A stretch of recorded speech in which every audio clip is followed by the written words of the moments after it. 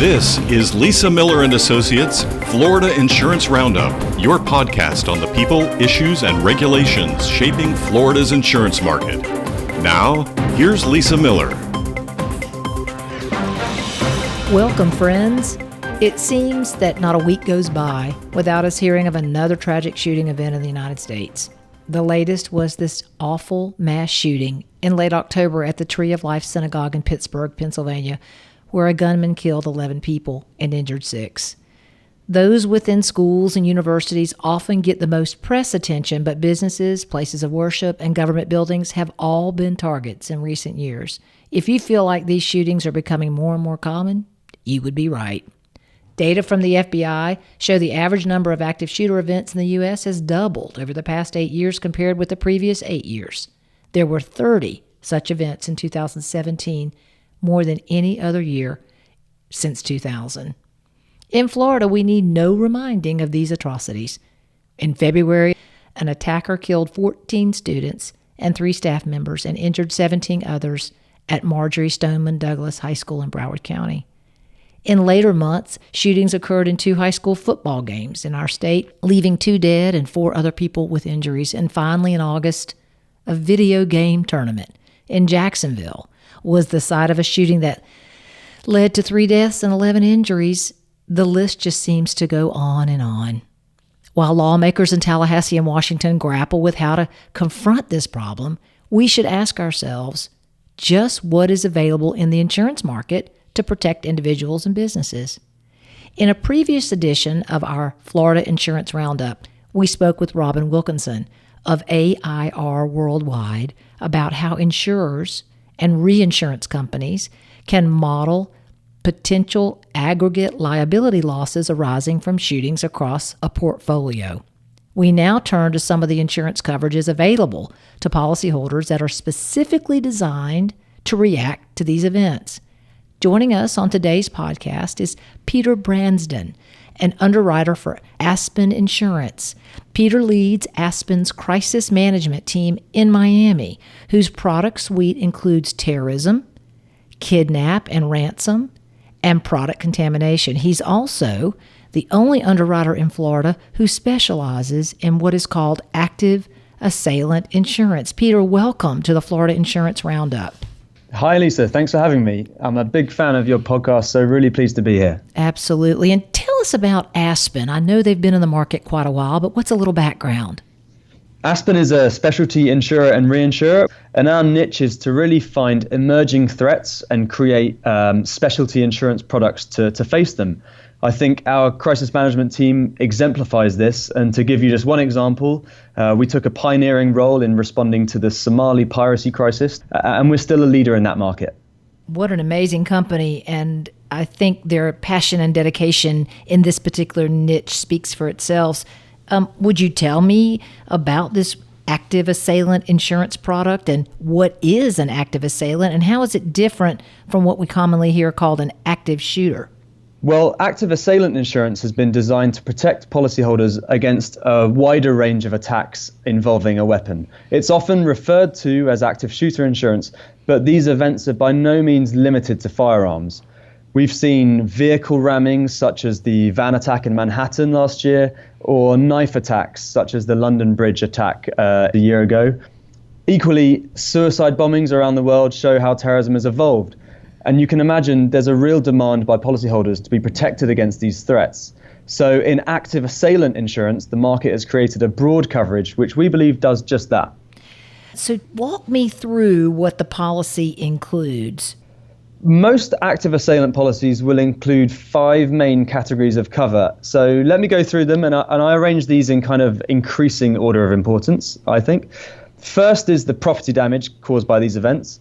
Clearly, in shootings, this can be quite limited, but for instance, a suicide bomb or a vehicle attack can cause significant structural damage to a building. And this damage can close a business for an extended period of time, which of course can generate income losses. So there's a second head of cover, business interruption. Besides being closed for repair, businesses can also be shut by the authorities while investigations go on. For hotels, department stores, restaurants, bars, and manufacturing plants, these revenue losses can quickly get into the millions of dollars. In the case of the Pulse nightclub in Orlando, Florida, the business actually never recovered after the attack and remains closed. A policy may also allow for business interruption even if the event happened at a neighbouring business. Think of when the police shut down a whole block, and we call this denial of access coverage. There are even some carriers out there, ourselves included, who are working on a coverage that will cover loss of revenue even after a business has reopened following an attack. We call this loss of attraction. The third main section of the policy is legal liability and defence costs. Almost the next day after the Jacksonville video game tournament shooting in August this year, there were reports of lawsuits citing lax security, and we see the same thing happening with most school shootings. Lisa, in your conversation with Robin at AIR, you mentioned that the Marjory Stoneman Douglas Safety Act, which sets the bar for school security, and failure to comply with best practice may open up schools for lawsuits yet further. It can seem quite strange to think that there may be liability arising on the part of a policyholder for events that may at first seem to be completely out of control. How can a hotel or restaurant be liable for a shooter entering? But remember, we're not only talking about breaches of reasonable security, but also having, for example, insufficient exit routes or a failure to respond correctly. Your listeners might remember the shooting in a cinema in Aurora, Colorado in 2012. The cinema defended itself successfully against the lawsuit, but the legal fees have racked up to somewhere around $700,000. So this is really a serious issue. I remember that shooting. It was tragic. And I remember that lawsuit. This is incredible coverage. I want to know what else it does. What other kinds of coverages does it offer? Well, in addition to those, we have extra expenses, and this provides for a broad range of protection. Most policies will offer victim medical costs and funeral expenses, and the broadest forms will also provide temporary staffing, security, and temporary premises, and even brand rehabilitation expenses. But what I think is really the key tenet of this product is the crisis management coverage, and this is the final aspect. By this, we mean 24/7 access that policyholders will have to a specialist team of active assailant response consultants to help guide them through this, frankly, awful and alien experience. In Aspen's case, we've partnered with GardaWorld, who are the world's largest privately owned security company. GardaWorld not only has a specialist team comprised of ex-FBI active shooter response agents, but also has access to a nationwide network of professionals in fields such as media relations and family liaison services. So our policyholders get immediate access to GardaWorld via an emergency telephone number, and within 24 hours, these consultants will be on the ground at the site of event, assembling a crisis response team and providing really vital guidance. Incredible coverage. And I think to recap it, I see all the facets of what is needed surrounding an active assailant event: property damage, liability defense cost, any extra expenses, and like you said, the most differentiating coverage is the crisis management team that does more than just write a policy check or a claim check. It really is the entire suite of services after one of these events. Well done. Is there some type of traditional property or liability policies that are out there that might duplicate this coverage? What is already on the market? Well, that's a really important point, and we're very conscious that, policyholders don't have unlimited budgets, and we don't want to be unnecessarily doubling up existing coverage. So let me address it. Most liability and property policies are actually silent on the question of shooting events. On this point, again, I thought your podcast of Robin at AIR was really interesting. My takeaway from that was that she said, clearly insurance companies should be concerned with potentially huge liability exposures as a result of shootings. And in many cases that these haven't been included in how normal GL policies are rated for. And in some case, and this is really a result of 9/11, GL policies specifically exclude terrorist attacks. I personally expect these exclusions to get broader and more prevalent as shootings continue to unfortunately occur. And I fear that the tipping point, as is often the case with insurance, will be a court ruling. By that time, we'll have, on the one hand, a policyholder facing the fallout from an active assailant attack, and on the other hand, an insurance company denying a claim. And ultimately, the losers are the victims of that attack. So active assailant policies give policyholders peace of mind that when it comes to claiming, there is no ambiguity. This is generally a primary coverage, and the intention here is that the product should be the policyholder's first port of call for losses. But to be clear, the key difference between what we're offering and what the general liability market offers is that we provide a range of expense coverages that the policyholder can draw upon immediately, be it medical costs for victims, funeral expenses, or a well-managed median for that family liaison response. Often policyholders just won't have the resources, time, or skills to put these into action themselves, and that's where we add real value. That is wonderful news, and I'm assuming that there's interest all over the world, but what are you seeing in Florida in terms of those that are expressing interest in either purchasing this or working with you through the agency network? Sure. Well, Florida has actually been the state where we have seen the most interest. And unfortunately, I think this follows the trend of Florida being one of the highest risk states for these events. Hospitality, healthcare, and education are probably the industries where we see the most interest, from single bars and restaurants in Miami to resorts in Orlando, small private schools to some of the state's largest public universities. Nursing homes and hospitals were some of the earliest adopters of the coverage, but really any organization has an exposure. And therefore, we've seen some inquiries from some places that, frankly, I wasn't expecting. Condo associations, golf and country clubs, for example. So any really organization that has exposure is the perfect customer for you. What are you doing to incentivize organizations to mitigate or deflect the risk of an active assailant event?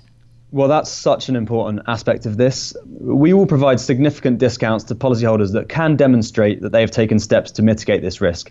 And that can be anything from installing cameras to carrying out new hire screenings, and even in some cases monitoring social media. But often policyholders don't necessarily know what they should be doing, and that's okay. We will put our clients in contact with GuardWorld right from the beginning so that they can take advice from experienced professionals on what risk mitigation techniques will be most effective. We even provide further reimbursement credit to pay for things like online active shooter training courses, all the way to on-site 2-day surveys and tabletop simulation exercises. That is exactly what I think needs to be done, is that hands-on leadership and helping people protect themselves from these types of events. In closing, I'm just curious what policyholders or their agents should do to receive a quote, and how should they look at the market to see what's best for them in terms of choosing an insurance carrier or getting access to this coverage. Can you give us some advice? Sure. Well, the number of carriers offering this is still fairly limited. We imagine more will come onto the scene shortly. I think the most important thing, and my biggest advice to policyholders, is that they should really, when picking a carrier, ensure that their response partners are experienced and that they're robust enough to be able to guarantee that they will be available in person on the door quickly at the time of need. Policyholders can ask their broker to contact me or any one of my team. We're always really delighted to help and pride ourselves on our quick response times.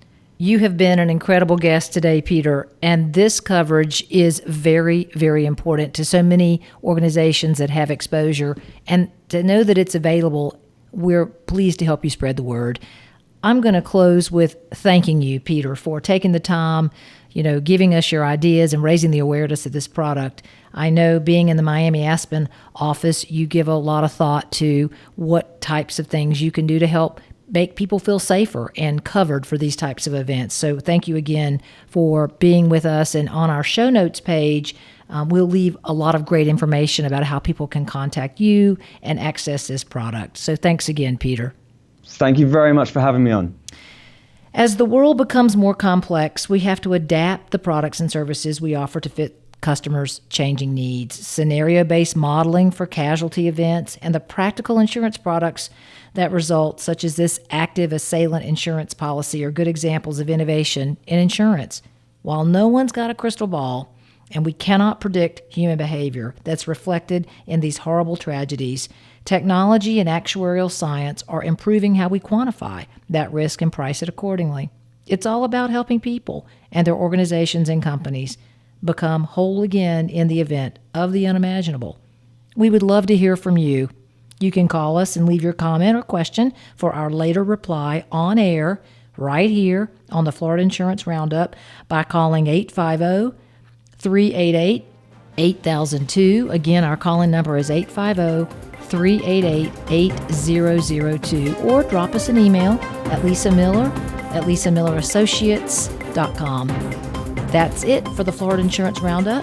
Thank you for being a part of it.